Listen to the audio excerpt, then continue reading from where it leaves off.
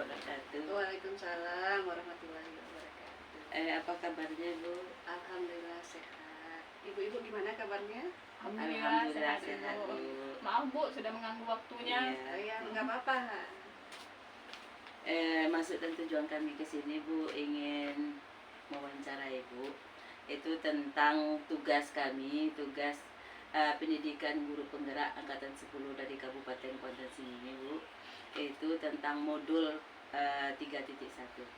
Baik Bu, mungkin kami selaku Kepala Sekolah SMP Negeri 6 Kuantan Mudi akan membantu tugas Ibu semampu kami untuk menjawabnya seperti itu. Di sini kami mau menanyakan Bu, selama Ibu menjadi kepala sekolah atau menjadi guru, kasus-kasus apa saja yang pernah Ibu mengambil keputusan itu tentang dilema etika atau bujukan moral itu Bu? Selama kita menjadi guru ataupun jadi kepala sekolah di SMP Negeri 6 Kuantan Mudik, mungkin ada beberapa kasus yang kami ambil keputusan mungkin berkaitan dengan dilema etika dan bujukan moral. Mungkin kalau dilema etika mungkin kasus-kasus di siswa kita, yang kenakalan siswa kita ataupun kegiatan lain.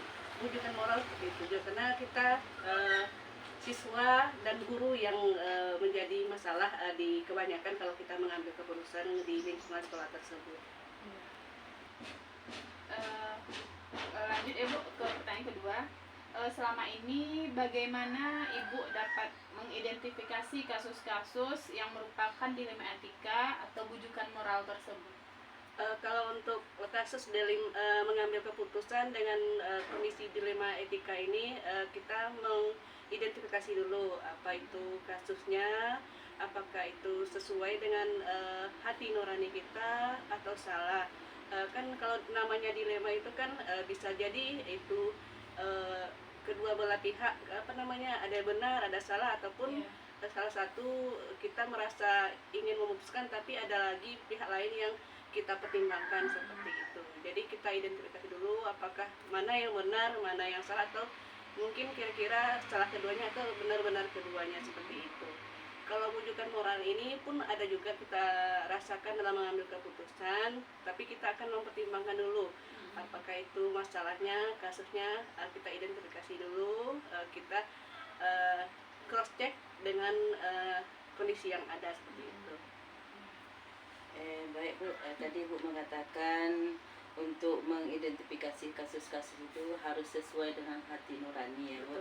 Hati nurani, dan juga kita harus mempertimbangkan keputusan kita itu untuk kasus yang kita hadapi itu ya Bu. Selanjutnya Bu, yang kami tanyakan lagi Bu, selama ini bagaimana Ibu menjalankan pengambilan keputusan di sekolah Ibu, terutama untuk kasus-kasus di mana ada dua kepentingan yang sama-sama benar atau yang sama-sama mengandung nilai kebijakan atau bujukan moral tadi Bu. Baik Bu, untuk kasus seperti ini jelas kita kan tidak bisa langsung mengambil keputusan. Yang pertama kita selidiki dulu apa permasalahannya, kita diskusikan dengan kawan, majelis guru ataupun pihak-pihak yang terkait dengan kasus-kasus tersebut, baru kita mengambil kebijakan dan berharap kebijakan atau keputusan kita buat ini tidak ada yang merasa disudutkan dan tidak ada yang merasa dimenangkan. Jadi kita harus imbang atau adil dalam mengambil keputusan tersebut. Seperti itu. Berarti harus imbang dan adil dan tidak ada salah satu pihak yang disudutkan. Betul sekali. Kemudian Bu, langkah-langkah atau prosedur seperti apa yang biasa Ibu lakukan selama ini? Seperti dalam kita melakukan sesuatu, kita dulu lihat dulu, kita identifikasi, kita selidiki dengan di lingkungan kasus tersebut. Kemudian kita mungkin pelajari dulu ada yang bagaimana nantinya kasus tersebut, bagaimana bisa mungkin merugikan orang lain atau mungkin menguntungkan seseorang. Jadi mungkin banyak saling berdiskusi dengan kawan-kawan juga, kawan-kawan guru, Nanti juga kita lihat dulu kondisi putusan tersebut apakah baik atau tidaknya nanti. Jadi seperti itu langkah-langkah yang sering saya lakukan. Ya, Ibu tadi mengatakan langkah-langkah itu selidiki dulu ya Bu, dan pelajari, dan juga supaya tidak merugikan orang lain ya Bu. Iya, betul, Dan betul. juga kita harus bermusyawarah kata Ibu tadi sama majelis Kan, guru. iya, Ya. Selanjutnya Bu, yang kami ingin tanyakan yaitu hal-hal apa saja yang selama ini Ibu anggap efektif dalam mengambil keputusan pada kasus-kasus dilema etika itu Bu? Yang paling efektif kita langsung ya langsung melihat kondisi yang ada, jangan langsung memutuskan. Kita tidak boleh memutuskan, harus kita cross check seperti tadi, kita harus cross check, itu yang paling efektif dulu. Kalau langsung memutuskan itu nanti ada yang tersudutkan atau yang untungkan salah satu ya, seperti itu. Jadi yang paling efektif itu mengecek, mengidentifikasi masalahnya seperti itu. Berarti diidentifikasi dulu ya Bu masalahnya, kemudian dilihat kondisi yang ada. Betul sekali. Kemudian Bu, dalam pengambilan keputusan berdasarkan dilema etika, apa mungkin hal-hal menjadi tantangan bagi Ibu dalam pengambilan keputusan terhadap dilema etika tersebut?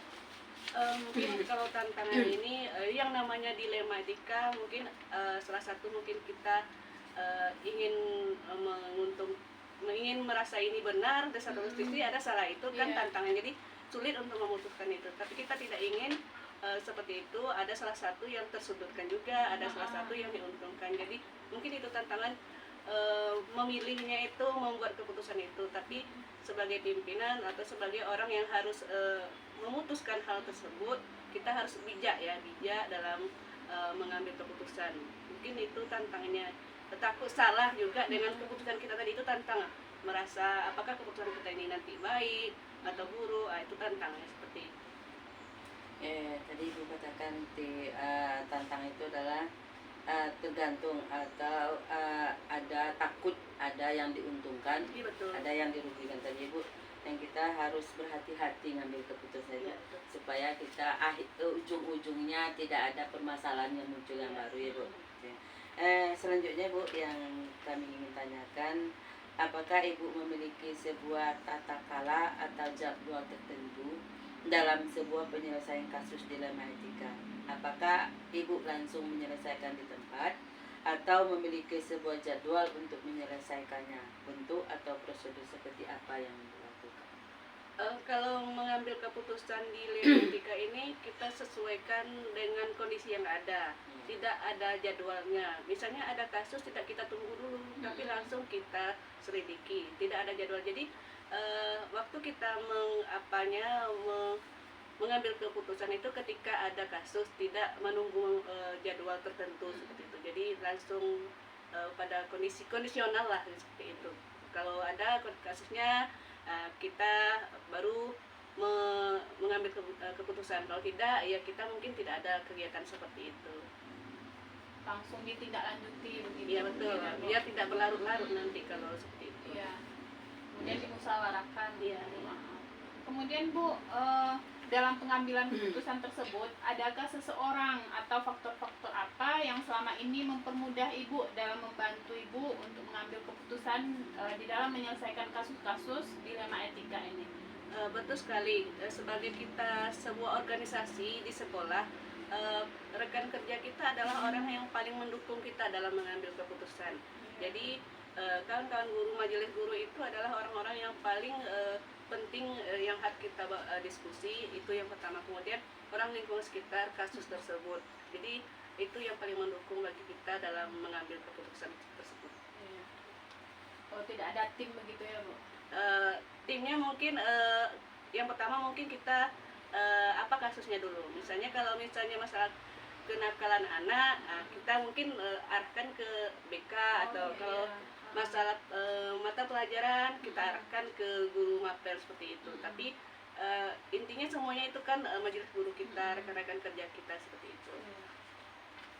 Jadi orang yang mendukung itu Bu, atau pato-pato itu adalah rekan kerja ya Bu, atau majelis guru.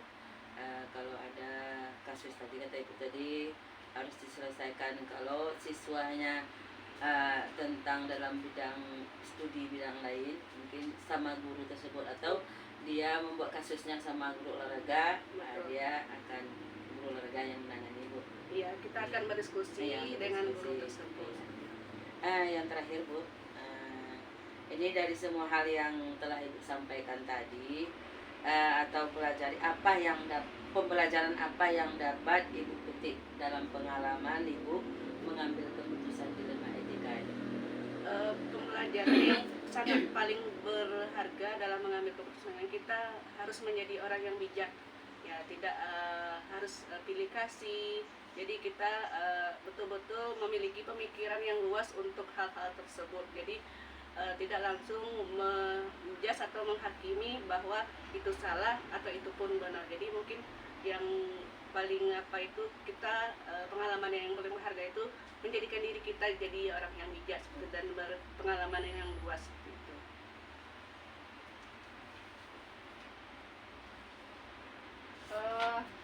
Kami merasa banyak termotivasi dari apa yang telah Ibu sampaikan tadi, terutama mengenai pengalaman Ibu dan mengambil keputusan terhadap kasus-kasus di sekolah.